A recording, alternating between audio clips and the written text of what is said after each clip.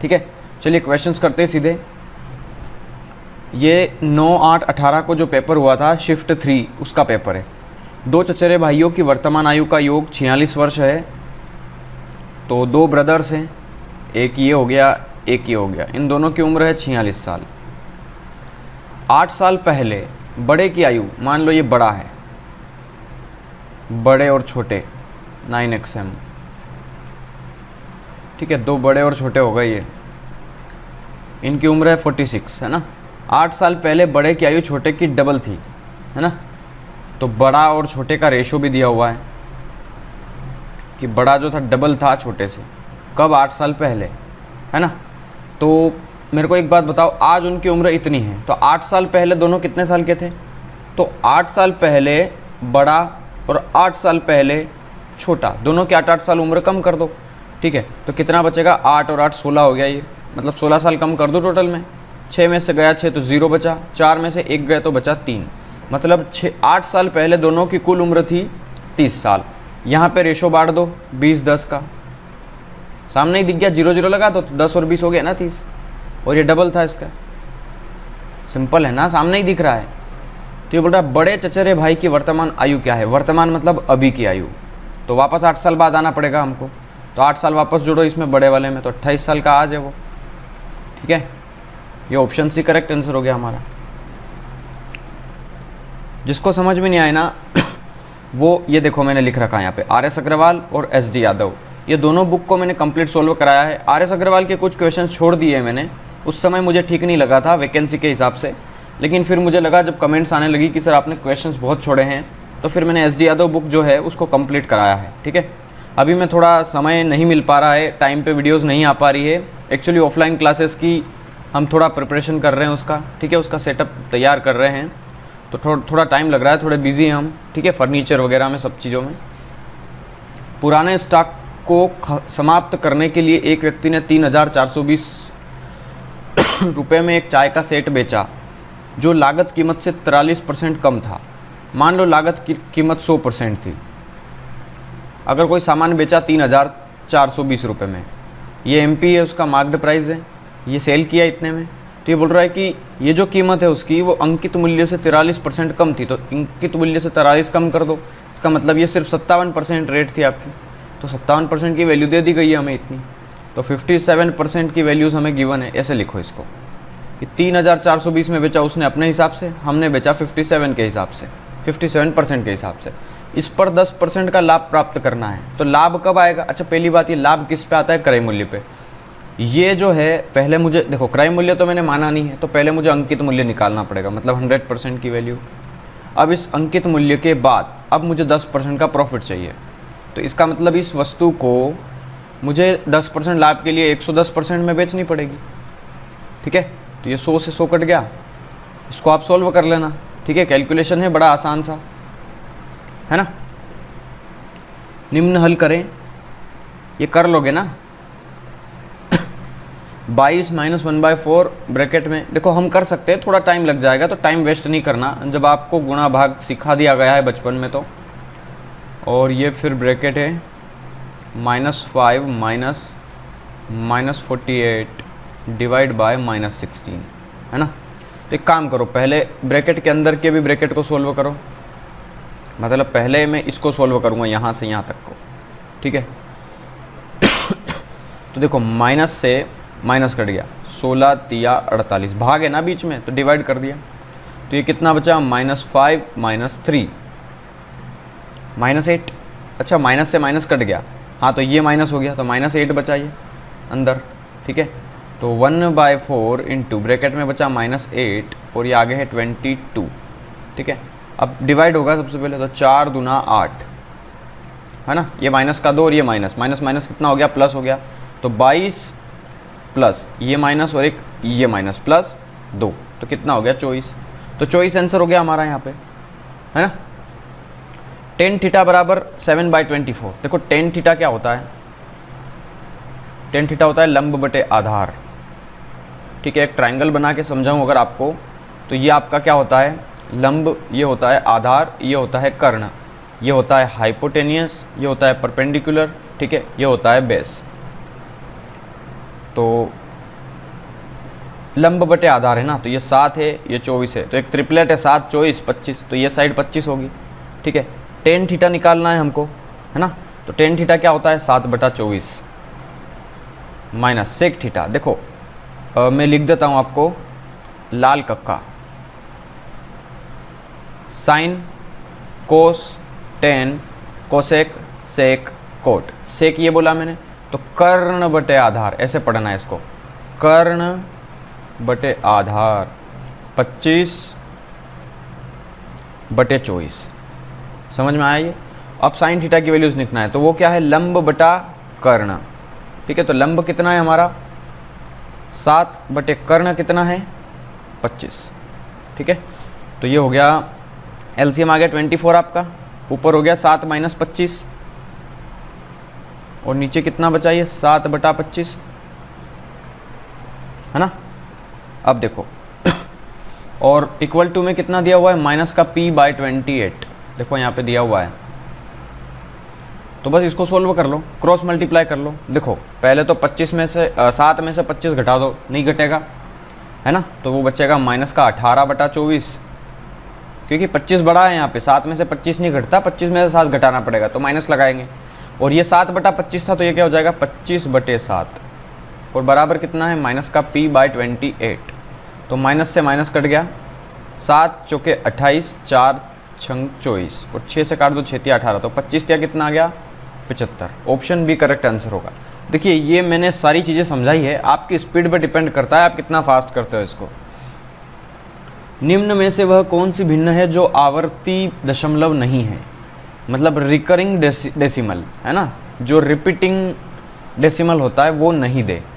तो कौन रिपीट नहीं हो रहा है, जैसे 8/56 है, तो 8 सती 56, ये डिवाइड करते जाओगे आप। ठीक है, 2 × 6 और 28 × 56, 4 से काट दो 14 चौके 56, 7 × 8 56। देखो यहाँ पे मुझे मालूम है जब फ्रैक्शन बनाया कि 1/8 जो है ना वो आवर्ती भिन्न नहीं देगा। क्यों नहीं देगा, देखो थोड़ा हमें परसेंटेज आना चाहिए। ठीक है, फ्रैक्शंस के बारे में आपको मैंने बताया भी था वहाँ पे कि जैसे 1/8 होता है, तो पहले आप 1 में डिवाइड करोगे तो भाग नहीं जाएगा, तो 0 पॉइंट आएगा फिर।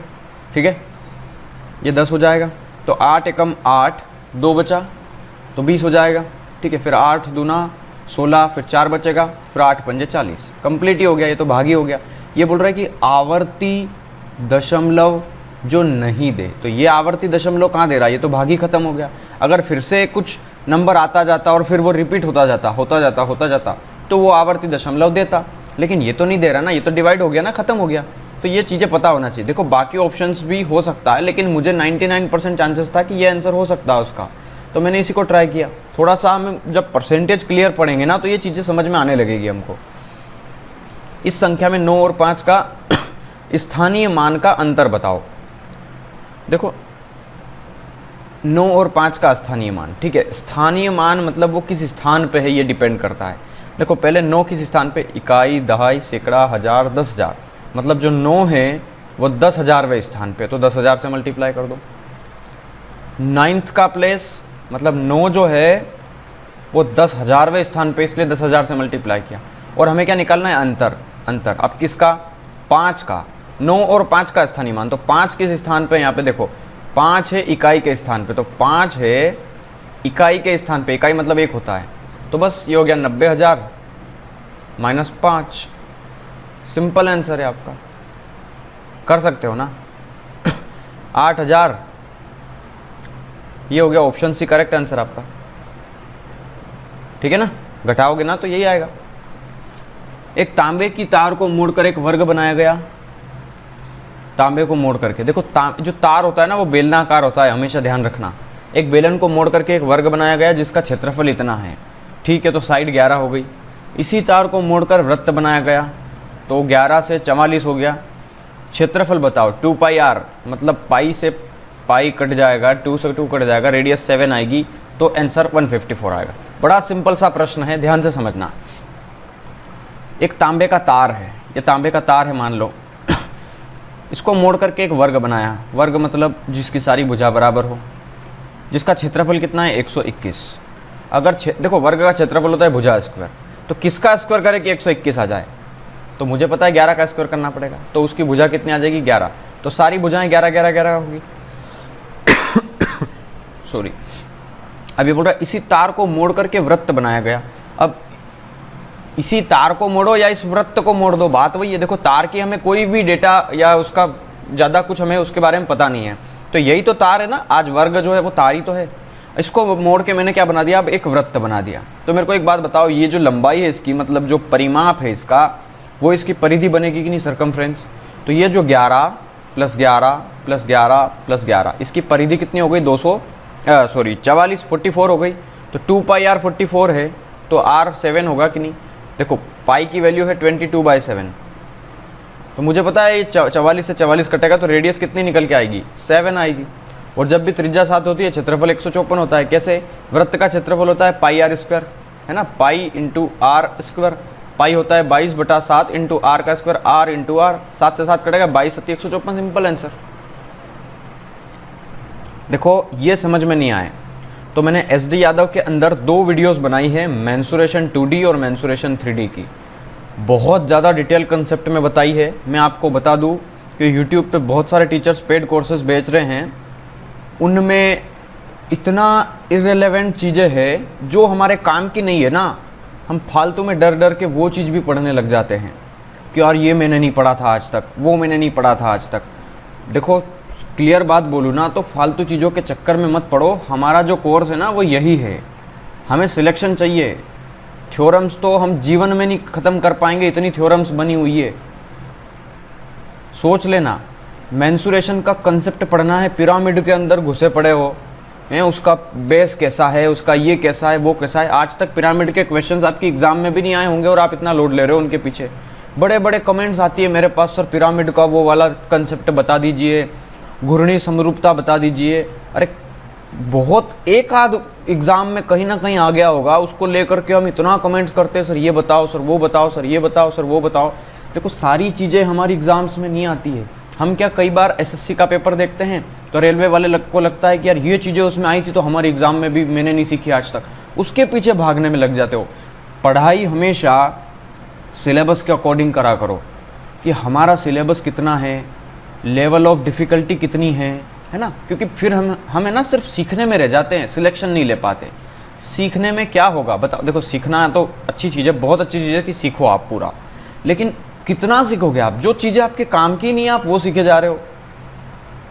समझने की कोशिश करना। मैंने मेंसुरेशन 2D और 3D पे बहुत बड़ी वीडियोस बनाई है, जिसमें मैंने 300 200 कुछ क्वेश्चंस लिए हैं SD यादव के सारे, और हर एक क्वेश्चंस को मैंने डायग्राम के थ्रू कंसेप्ट से बताए हैं।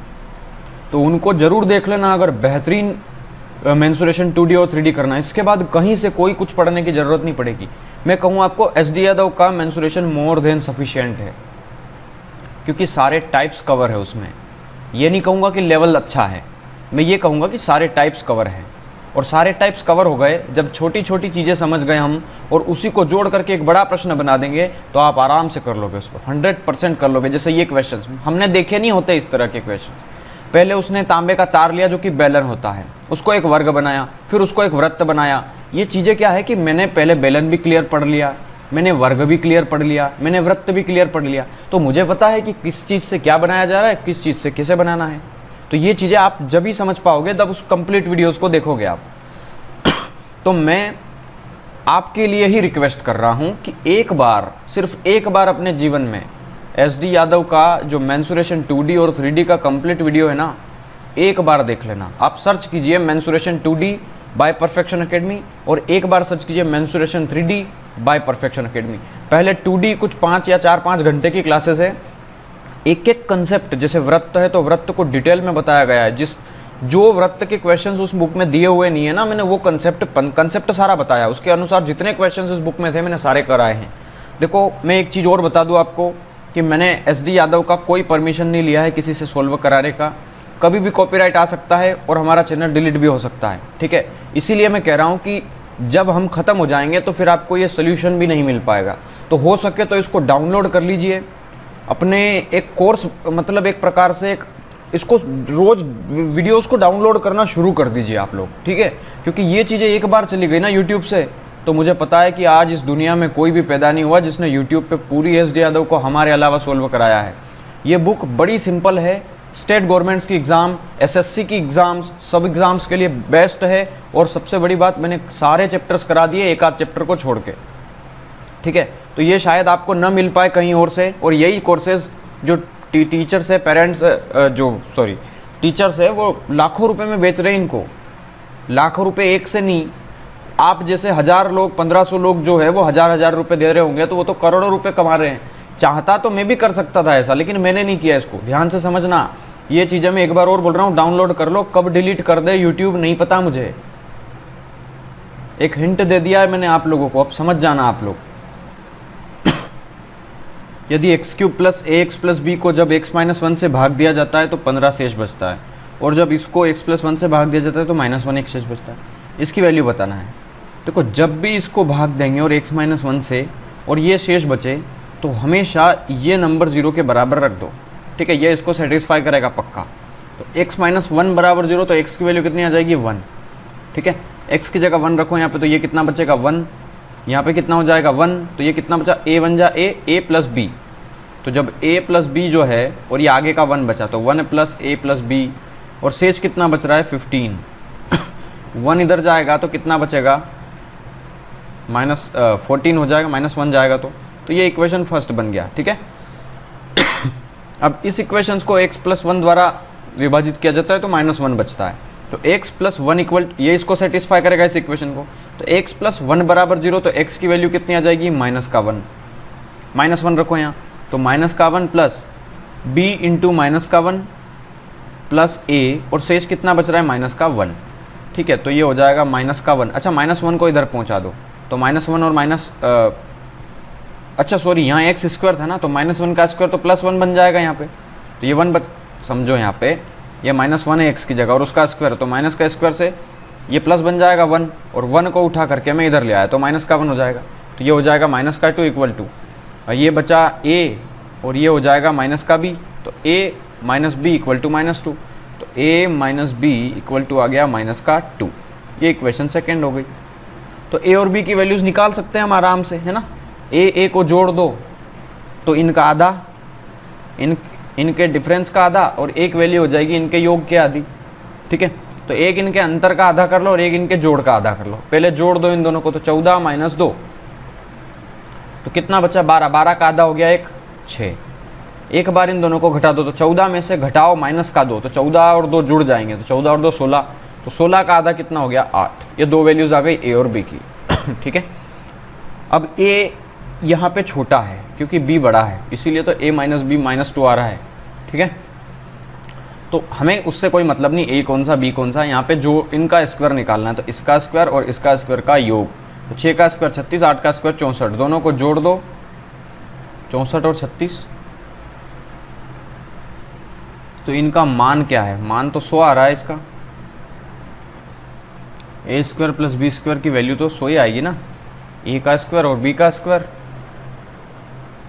देखो b की जगह अगर 8 रख दूँ और a की जगह 6 रख दूँ, तो a की वैल्यू 6 आएगी और b की वैल्यू 8 आएगी। 6 + 8 14, और 6 - 8 -2 आएगा। तो a की वैल्यू 6 आ गई, b की वैल्यू 8 आ गई, है ना। अच्छा -8 है, हाँ वही ठीक है, तो वही स्क्वायर ही बनेगा वो तो इसका स्क्वायर करके जोड़ना है, तो फिर आंसर 100 आ रहा चाहिए।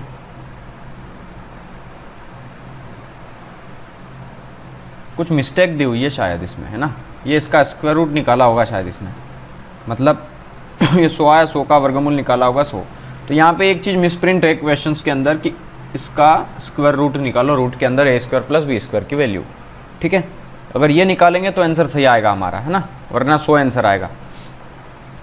a - 1/a equal to 1, a² plus a² की वैल्यू क्या होगी, तो देखो इसकी वैल्यू हो जाएगी इक्वल टू 2, और ये -1 -1 + 1 2, मतलब 3 आ गया, 3 आंसर होगा। देखो समझना कैसे होगा, a - 1/a, a - 1/a की वैल्यू आ गई 1, दोनों पक्षों का वर्ग कर दो, इधर भी स्क्वायर इधर भी स्क्वायर, तो a माइनस b का होल स्क्वायर, a का स्क्वायर प्लस b का स्क्वायर माइनस है ना, तो माइनस वाले फार्मूले, तो -2 × a × b इक्वल टू है 1, तो a से a कट गया तो इधर कितना बचा, सिर्फ 2 बचा माइनस का, और -2 इधर आएगा तो प्लस का 2 है ना। तो इसकी वैल्यू ही निकालना थी, तो 2 और 1 हो गया ना 3। इनका एलसीएम बताना है हमको। तो जब भी भिन्न आ जाए, इसको भिन्न कहते हैं ना, अंश बटे हर। ऊपर वाली संख्या अंश कहलाती है, नीचे वाली संख्या हर कहलाती है। कोई भी नंबर ले लो दुनिया का, 1/2, ये एक अंश है, 2 हर होता है, ठीक है। और इस पूरे को क्या कहते हैं, 1/2 को, इसको कहते हैं फ्रैक्शन, या हिंदी में कहें तो भिन्न, है ना, फ्रैक्शन। तो जब भी भिन्नों का एलसीएम या एचसीएफ निकालना हो तो ध्यान रखना कि भिन्नों का एलसीएम निकालना हो तो वो होता है भिन्न का एलसीएम। जैसे 4/5 का एलसीएम निकालना है, 4/5 और 2/3 और 5/7, ये 3 नंबर है। तो 3 नंबर्स का जब भी एलसीएम निकालना हो तो वो होता है तीनों नंबर का एलसीएम बटे तीनों नंबर का एचसीएफ। ये फार्मूला होता है कि जब भी भिन्नों का एलसीएम निकालना हो तो एलसीएम बराबर एलसीएम बटे एचसीएफ, और एचसीएफ बराबर एचसीएफ बटे एलसीएम। ये चीज़ ध्यान रखना है आपको। एचसीएफ में एचसीएफ ऊपर आएगा, एलसीएम में एलसीएम ऊपर आएगा, बाकी अपोजिट जो होगा उसका वो नीचे आएगा। जैसे कि हमें एलसीएम निकालना है तो ऊपर इन तीनों नंबर का एलसीएम निकलेगा और नीचे तीनों नंबर का एचसीएफ निकलेगा। सिंपल। एलसीएम निकालो, 4, 2, 5, तो 4 और 2 और 5 इनका एलसीएम हो जाएगा आपका 20, है ना, 4 पंजे 20, और हाँ बिल्कुल, बटे 5, 3, 7। देखो तीनों ये अभाज्य संख्याएं हैं हमारी, ठीक है। और तीनों अभाज्य संख्याओं का देखो मैं क्या लिख सकता हूँ, 5, 3, 7 का एचसीएफ कैसे निकलेगा, 5, 3, 7 का, 5 को लिख सकता हूँ 1 पंजे 5, 3 को लिख सकता हूँ 1 तिया 3, इसको लिख सकता हूँ 1 सती 7 या 7 एकम 7, ठीक है। तीनों के अंदर वो नंबर जो कॉमन हो और इनको काट दे, 1, 1, 1, एचसीएफ कितना आ गया, 1, ठीक है। तो 20 में 1 का भाग देंगे तो 20 आंसर, ऑप्शन भी करेक्ट आंसर है, ठीक है। एक व्यक्ति अपनी सामान्य चाल के 4/4 के चाल से चलकर 15 मिनट देरी से पहुंचता है। उसी दूरी को तय करने में उसके द्वारा लिया जाने वाला समय कितना होगा, 15 चौके 60 मतलब 1 घंटा, 60 मिनट मतलब 1 घंटा। सिंपल है, देखो इसको ऐसे मत समझो आप लोग, ये तो बहुत ज़्यादा अल्ट्रा शॉर्टकट हो गया। कई लोग गलती कर देते हैं, यहाँ पे सामान्य समय पूछा है, कई बार वास्तविक समय पूछेगा और मैंने आपको ये बता दिया कि मल्टीप्लाई कर लेना सिर्फ आंसर आ जाएगा, तो गलत कर दोगे, ठीक है। समझना भी होगा। चलो खैर मैं ऐसा तरीका बताता हूँ समझ में आए। एक व्यक्ति, पहले समझना, एक व्यक्ति मान लो x चाल से चलता है और t घंटे में या t मिनट में पहुँचता है। ध्यान रखना, पहले तो ये समझो कि चाल बराबर क्या होता है, दूरी बटा समय, है ना। अब ये बोल रहे हैं कुछ दूरी जाता है पहले केस में, और फिर दूसरी बार क्या बोल रहे हैं, उसी दूरी, मतलब दूरी सेम है। समझ में आ गया। तो जब दूरी सेम हो तो चाल का समय में मल्टीप्लाई किया जा सकता है कि नहीं, चाल गुना समय, दूरी तो कांस्टेंट है। ये पहले केस के लिए भी चाल गुना समय होगा और दूसरे केस में भी चाल बराबर दूरी बटे समय से दूरी निकालेंगे तो चाल गुना समय ही आएगा। तो दोनों केस के लिए मैं चाल गुना समय और चाल गुना समय बराबर रख सकता हूँ। देखो ये चीज़ें, छोटी छोटी चीज़ें कंसेप्ट बनाती है हमारा, इसी फार्मूले से कंसेप्ट बनाइए, रटने की ज़रूरत नहीं है। तो चाल गुना समय, मान लो पहले वो सामान्य चल रहा था, है ना, तो सामान्य उसकी चाल मान लो x है और टाइम t लग रहा था, ठीक है। अब देखना, अब उसकी चाल क्या है कि अब वो x चाल का 4/5 से चलता है, तो मान लो x चाल के 4/5 से चलता है ना, इंटू गुना है ना, तो गुना, और टाइम क्या है, अभी 15 मिनट देरी से पहुंचता है, 15 मिनट लेट हो जाता है, मतलब पहले t टाइम में पहुंचता था, अभी 15 मिनट ज़्यादा लग रहा है उसको। सिंपल, x से x कट गया तो ये कितना बचा, 5 का मल्टीप्लाई कर दो तो 5t इक्वल टू 4 का अंदर मल्टीप्लाई कर दो 4t प्लस 15 चौके 60 हो गया, तो 5t minus 4t, t time कितना आ गया, 60 मिनट। 60 मिनट का मतलब क्या होता है, 1 घंटा। Simple answer. क्या टाइम लगा आपको, सिर्फ इतना सा तो किया आपने। ये तो कंसेप्ट था, इसको तो याद रखना है। अब समझ में आ गया है हमको, है ना, इतने में कोई टाइम नहीं लगेगा आपको। या फिर सिंपल ऐसा कर सकते हो कि नॉर्मली, मतलब जो सामान्य चाल है उसकी, अगर उसकी 4/5 से चले और सामान्य समय ही पूछे तो जो टाइम देरी हो रही है उस टाइम का ऊपर वाले में मल्टीप्लाई कर दो, वास्तविक समय पूछे तो नीचे वाले में मल्टीप्लाई कर दो। फिर ये चीज़ें रटना बड़ा मुश्किल हो जाती है। कई बार सवाल मिनट में देता है कि जैसे कि 1 घंटा और 15 मिनट, ठीक है, तो जैसे 15 में 5 का मल्टीप्लाई करोगे तो 15 पंजे 75 मिनट आएगा, मतलब 1 घंटे से भी 15 मिनट ज़्यादा, तो 1 घंटे 15 मिनट आंसर होगा उस केस में, है ना। जिसको समझ में आ रहा है उसको अच्छी बात है, जिसको समझ में नहीं आ रहा है उसके लिए ये तरीका ठीक है। क्योंकि सारी चीज़ों को देखो, हर सवाल के 3 से 4 तरीके होते हैं, कुछ लोग कमेंट करते भी है कि सर जितने तरीके आपको आते हैं सारे बताया करो, लेकिन मुझे ऐसा लगता है कि एक सवाल को अगर शॉर्टकट तरीके से बता दिया जाता है तो 4 तरीके समझाने में आपको ठीक तो रहेगा, लेकिन 4 तरीके समझाने में एक क्वेश्चंस में ही मुझे 5 मिनट 7 मिनट लग जाएगा, तो फिर हम क्वेश्चंस की जो क्वांटिटी ऑफ क्वेश्चन है वो नहीं ले पाएंगे, ठीक है ना। तो ज़्यादा क्वेश्चंस करें कम समय में, ये ठीक रहेगा, बजाय एक सवाल को 15 तरीके सीखने की बजाय। दीपाली ने 1 कप का सेट इतने में ख़रीदा, लेकिन बाद में इसे पुराना स्टॉक समाप्त करने के लिए इतने में बेचना पड़ा, तो कितने का नुकसान हुआ। बड़ा सिंपल प्रश्न है। क्या नाम है इस चैप्टर का, लाभ हानि चैप्टर का सबसे पहला ही सवाल है ये मैं नहीं कराऊंगा, वो आपको करना है। WXYZ आरोही क्रम में व्यवस्थित 4 संख्याएं हैं। आरोही मतलब क्या होता है, पहले तो 2 चीज़ क्लियर कर लो, अवरोही आरोही। बड़ा कन्फ्यूज़न होता होगा लोगों को आरोही और अवरोही का। देखो यहाँ पे अ छोटा है ना, और यहाँ पे आ बड़ा है, तो बड़ा आ है इसलिए बढ़ेगा, 1 2 3 4 5 बढ़ रहा है ना नंबर, बड़ा आ है। छोटा आ है तो घटेगा, 5 फिर 4 फिर 3 फिर 2 फिर 1 फिर 0, है ना, ऐसे करते जाना है, फिर -1 -2 ऐसे। इंग्लिश में लिख दूं, एक होता है असेंडिंग ऑर्डर, एक होता है डिसेंडिंग ऑर्डर। असेंड मतलब बढ़ना, डिसेंड मतलब डिक्रीज होना, घटना, तो ये है घटते हुए क्रम में। अवरोही को क्या कहते हैं, घटते क्रम में। आरोही को कहते हैं बढ़ते क्रम में, है ना। ये होता है आपका असेंडिंग ऑर्डर, और ये होता है डिसेंडिंग ऑर्डर, ठीक है। पहले ये चीज़ें नोट कर लेना। अब देखो WXYZ ये 4 संख्याएं हैं आरोही क्रम में, बढ़ते क्रम में। इनमें से न्यूनतम संख्याओं का, न्यूनतम मतलब जो छोटी से छोटी संख्या है 3, है ना, उनका औसत 18 है। देखो एक चीज़ इसमें मिस्टेक है, इसमें न्यूनतम संख्याओं का औसत 18 है। न्यूनतम कितनी, न्यूनतम 3 या 2 कुछ नहीं बोला है इसने, आई थिंक 3 ही होगा, क्योंकि मुझे पता है कि इस तरह के सवालों में क्या किया जाता है, ठीक है। तो गलती हो सकती है इस बुक में, ठीक है, मुझे पता है, लेकिन देखो क्वेश्चंस को देख करके टीचर समझ जाता है कि क्वेश्चंस में कहाँ गलती है, क्या गलती है, ये आपके प्रैक्टिस से आता है, ठीक है। 4 में से जो 3 न्यूनतम संख्या है, एक तो सबसे अधिकतम ही होगी फिर, है ना, तो 3 संख्याएं जो है न्यूनतम, जो सबसे छोटी छोटी है, उनका औसत 18 है। 18 या 54 हो गया इनका सम, ठीक है। और ये बोल रहा है कि 3 अधिकतम संख्याओं का औसत 22 है, मतलब ये जो 3 बड़ी बड़ी है W को छोड़ करके XYZ, क्योंकि W सबसे छोटी है, इनका औसत है 22, मतलब 22 या 66 है। परिसर बताना है। परिसर क्या होता है, परिसर या परास, अंग्रेजी में कहते हैं इसको रेंज। इसका मतलब होता है, देखो ये हम सांख्यिकी चैप्टर जो होता है ना, स्टैटिक्स, प्रोबेबिलिटी, उसके अंदर पढ़ते हैं हम ये चीज़ें, बहुलक, परास, सब कुछ। ये होता है कि सबसे बड़ी वैल्यू, सबसे बड़ी और सबसे छोटी वैल्यू का अंतर, सबसे बड़ी वैल्यू सबसे छोटी वैल्यू का अंतर। देखो सबसे बड़ी वैल्यू है इन तीनों का योग 66, सबसे छोटी वैल्यू है इन तीनों छोटी छोटी संख्याओं का डिफरेंस 54। इन दोनों का जब अंतर निकालेंगे हम, ध्यान रखना, तो सबसे बड़ी और सबसे छोटी वैल्यू का डिफरेंस आएगा। 6 में से 4 गया 2 बचा, 6 में से 5 गया 1 बचा, 12 जो है इन नंबर का परिसर हो।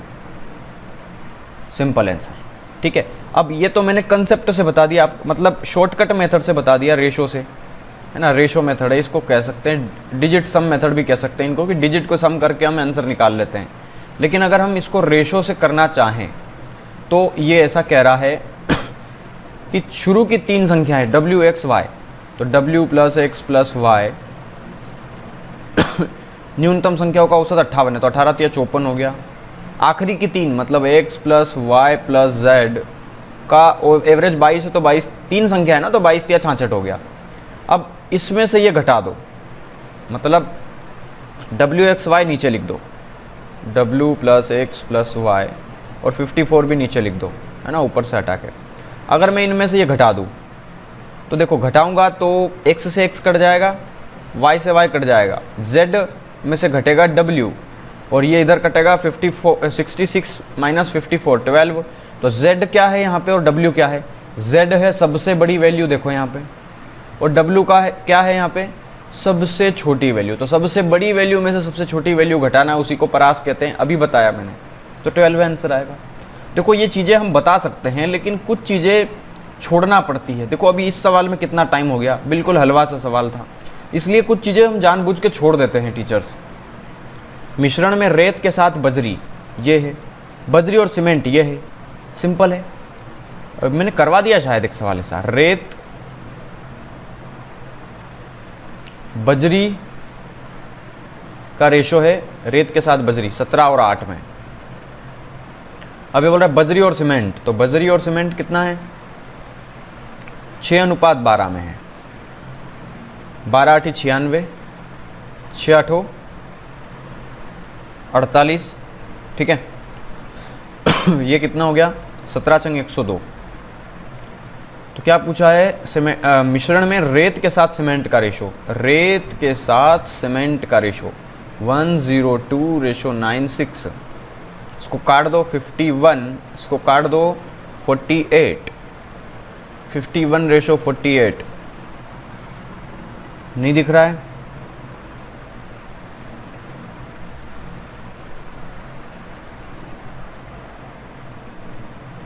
देखो आंसर तो यही आएगा, गलत दिया हुआ है शायद सवाल। 51:48 तो आएगा, 102 है ना, और ये 12 8 96। आंसर ये आएगा, डोंट वरी, ठीक है। ये सारे ऑप्शंस गलत दिए हुए हैं इसके, ये सवाल सही है हमारा, हमने बिल्कुल सही किया है, डोंट वरी। 3249 का वर्गमूल है 3249। देख लो, 59 से बड़ा नंबर होता है 60 का स्क्वायर होता है 3600, हमें छोटा ही चाहिए, तो 59 से बड़ा नंबर सारा काट दो, ये भी काट दो, ये भी काट दो, ठीक है। अब ये बचा 57 और 59। 9 का स्क्वायर होता है 81 का, 1 बचता है, ये आंसर नहीं होगा। बचा क्या फिर, 57 आंसर होगा हमारा, ठीक है। 2109। दिए गए प्रश्न को ध्यानपूर्वक पढ़ें, बताएं कि उसका उत्तर देने के लिए निम्न में से कौन सा कथन पर्याप्त है। x, y और z की औसत मजदूरी क्या है, ये हमसे पूछा है। तो इसका आंसर हम कैसे निकाल सकते हैं, y का वेतन x + z का आधा है, y का वेतन x और z के वेतन का आधा है, ठीक है। ये इक्वेशन फर्स्ट हो गया। दूसरा, x और y एक साथ z से 40 रुपये अधिक कमाते हैं और z 500 रुपये कमाता है। देखो z जो है वो 500 रुपये कमाता है, ये दिया हुआ है, ठीक है। और ये क्या बोल रहा है कि x और y दोनों मिलकर के z से 40 रुपये ज़्यादा कमाते हैं। z से 40 रुपये ज़्यादा मतलब z की जगह 500 रख दूंगा तो 540 कमाते हैं, है ना। तो क्या बोल रहा है कि x, y और z की औसतन मजदूरी कितनी है। देखो z कमाता है 500, x और y मिल के कमाते हैं 540, तो 500 और 540 1040 हो गया, ठीक है। तीनों की मजदूरी हो गई औसत, ये x + y + z की। तो हर एक एवरेज कितना कमाएगा, तो देखो हम इनसे निकाल सकते हैं। अगर z की वैल्यू गिवन है और x, y की वैल्यू गिवन है, इस वैल्यू का तो हमें अगर नहीं भी गिवन होगी तो हम निकाल पाएंगे, ठीक है। तो हमें इस कथन की तो कोई आवश्यकता है ही नहीं एक्चुअली, और हमने औसत मजदूरी निकाल ली उनकी। तो केवल दो कथन 2 पर्याप्त है, जबकि केवल 1 अपर्याप्त है। ऑप्शन डी करेक्ट आंसर है, सिंपल। चलो ये देखिए, एक साथ कार्य करते हुए पाइप ए और बी एक खाली टैंक को 10 घंटे में भर सकता है। तो एक साथ ए और बी काम कर रहे हैं, तो ए और बी मिलकर के 10 घंटे में खाली टैंक को भर सकते हैं। उन्होंने 4 घंटे तक साथ काम किया, तो इन्होंने कितना काम किया पहले ये देख लो। तो मान लो 10 घंटे ये समय है आपका, और कार्य कितना किया, तो मान लो इन्होंने 10 वर्क किया टोटल, ठीक है। 10 घंटे में 10 के हिसाब से टोटल वर्क कितना हो गया हमारा, 100 यूनिट, ठीक है। तो 100 काम टोटल मान लिया मैंने। 10 घंटे में 10-10 हर एक घंटे के हिसाब से उसने कार्य किया, तो 100 कार्य कर दिया। उन्होंने 4 घंटे तक एक साथ काम किया। मान लो यहाँ से ए और बी ने शुरू किया कार्य, तो ए और बी एक घंटे में कितना काम करते हैं, 10 यूनिट। उन्होंने कितने देर तक काम किया, 4 घंटे तक, तो 10 चौके 40 काम कर दिया, ठीक है, यहाँ तक मान लो। उसके बाद बी ने काम बंद कर दिया, तो बी ने काम बंद कर दिया मतलब ए काम करेगा अब, ठीक है। बचा कितना है काम, 60, 100 था 40 हो गया, 60 बचा। और ए ने कार्य अंत तक जारी रखा, है ना, ए ने आखिरी तक कार्य जारी रखा, तो टैंक को भरने में घंटे लग गए, क्या बोल रहा है, टैंक को भरने में घंटे लग गए। कितने घंटे लग गए? सवाल में गलती लग रही है यार मेरे को, कुछ मिसप्रिंट डेटा दिया हुआ है शायद इसमें, ठीक है, कुछ मिसप्रिंट है यहाँ पे शायद। ये सवाल एक्चुअली गलत है, ठीक है, इसमें कुछ चीज़ें दी हुई नहीं है। जैसे कि ये बोल रहा है ए ने कार्य जारी रखा लेकिन टैंक को भरने में घंटे लग गए। कितने घंटे लग गए? टैंक को भरने में 2 घंटे लग गए, 3 घंटे लग गए, 4 घंटे, ये लिखना था। यहाँ पे डेटा मिसप्रिंट है कुछ, ठीक है, तो ये सवाल गलत हो गया। निम्नवृत्त पाई चार्ट है ना, टन में दिए गए हैं कुछ फसलों के वार्षिक उत्पादन। ये 140 टन, ये 80 टन, 100 टन, और राइस कितना है? 40 टन। यदि कुल उत्पादन इतना है तो देखो कुल उत्पादन है 9000 टन, जो कि पूरा सर्कल है। पूरा सर्कल कितना होता है? 360 डिग्री का, ठीक है। तो हमें क्या निकाला है? चावल के उत्पादन की मात्रा। चावल कितना है? 40, तो 40 की वैल्यू निकालना है। 0 से 0 कट गया, 4 नाम 36, 9 से कटेगा 1000 बार। किसी संख्या के 28% का मान 35 है, संख्या बताओ। 28% हो गया आपका 35, 7 चौक 28, 7 पंजे 35, तो 100 गुना करना है उसको, तो 25 का गुना इधर भी कर दो, 100 हो जाएगा ये, तो 25 का गुना इधर भी कर दो, 125 आंसर। अरे 25 का गुना करो, 25 पंजे 125। चलिए ठीक है, ये एक नया शिफ्ट आ गया, तो इस शिफ्ट को हम कल या परसों जब समय मिलता है मैं इसको करवा दूंगा, ठीक है।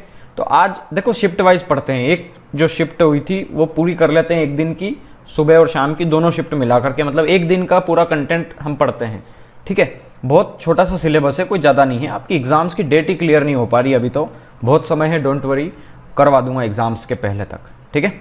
चलिए बाय बाय।